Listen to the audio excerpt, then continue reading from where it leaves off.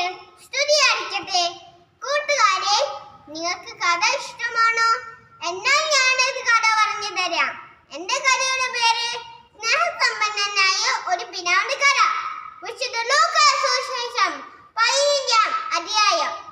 ഒരപ്പന് 2 പുത്രന്മാരുണ്ടായിരുന്നു. അവർ വലിയ പണക്കാരായിരുന്നു.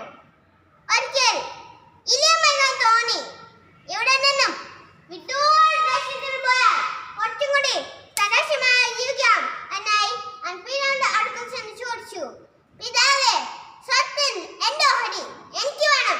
ഇത് കേട്ടപ്പോൾ പിതാവിന് വലിയ വിഷമം തോന്നി. പിതാവ് അവനെ വളരെ ഉപദേശിച്ചു. എന്നാൽ അവൻ അതൊന്നും സ്വീകരിക്കാൻ തയ്യാറായില്ല. പണം നഷ്ടപ്പെടുക എന്നേക്കാപടി എന്റെ പൊന്നുമോൻ എന്നിൽ നിന്നാണുവോ എന്ന ചിന്ത പിതാവിന്റെ മനസ്സിനെ ആകെ തളർത്തി.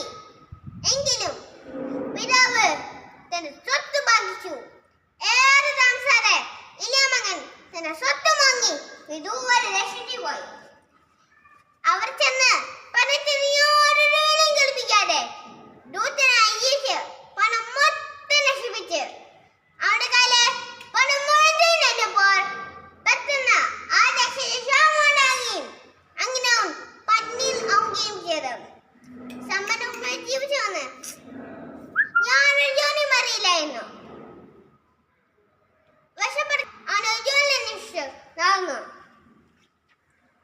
അപ്പോൾ രാജ്യത്തെ ഒരു പാവന്റെ അടുക്കൽ ചെന്ന് ഒരു ജോലി ചോദിച്ചു. എന്നാൽ